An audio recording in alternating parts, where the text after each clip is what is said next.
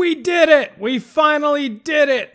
It's finally done and over with and gone forever!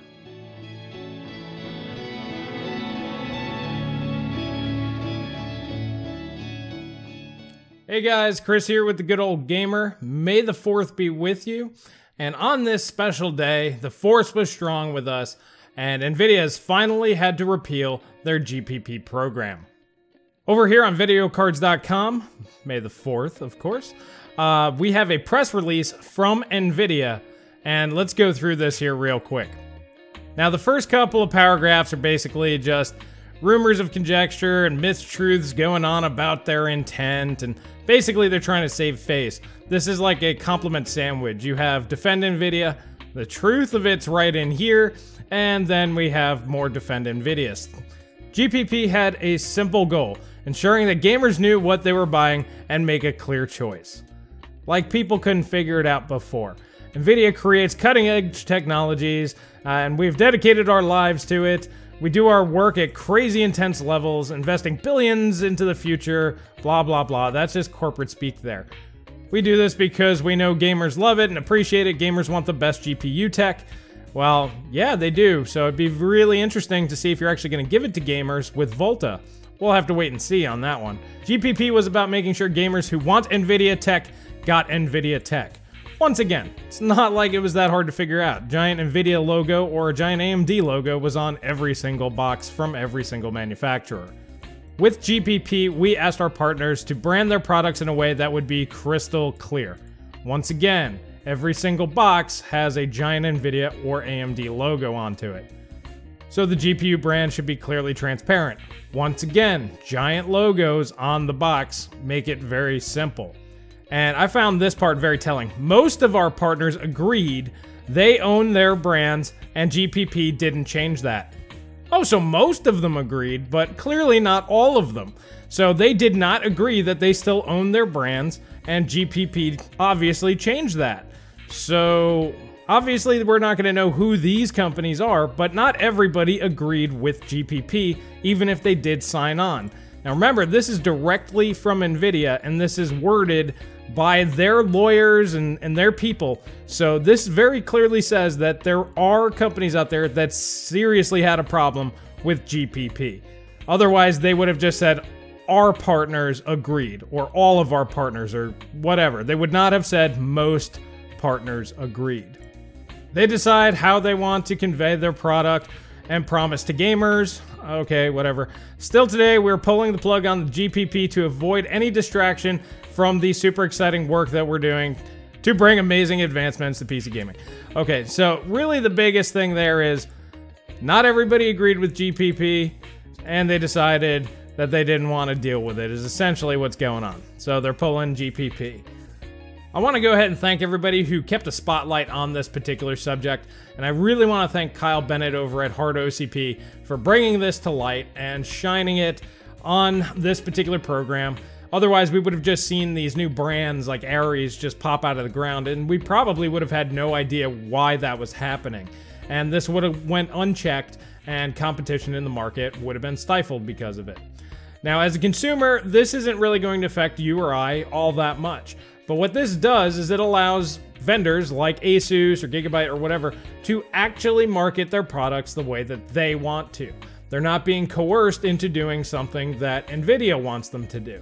If they want to come up with a new lineup, for example, the Ares brand, since Asus already announced it, I bet you they're probably going to stick with that, and it's going to probably do okay. I personally think that AMD having its own brand isn't the worst thing in the world. That might actually help them out a little bit.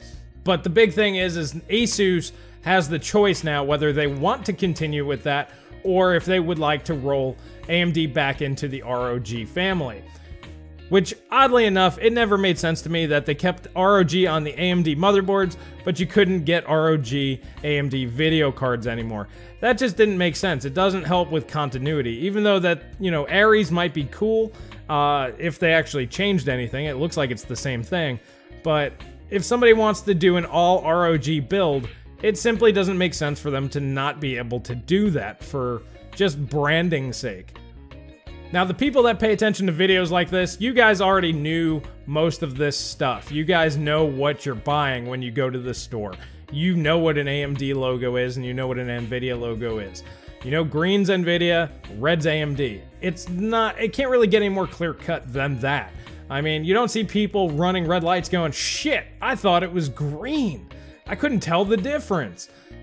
It's completely different. That's why they use those colors, because they're completely different. They're easily identifiable. So Nvidia's just backtracking in their statement there. You could tell that the big meat and potatoes of it was not everybody was super thrilled with Nvidia. Like I said, they clearly said it in their own statement, and they were forced to basically pull it. Now, this is great. This is like EA backtracking on Star Wars Battlefront 2. This is a community win. This is everybody out there who put some work in to do videos, kind of like these right here. Anybody who went on the forums and talked about it, and anybody that just kept this conversation alive. This is a win for all of you guys out there, and this is going to pay off for everybody in the end. This is going to allow for better competition, fair competition between manufacturers. Let the company that makes the best product make the best product and reap the benefits of that.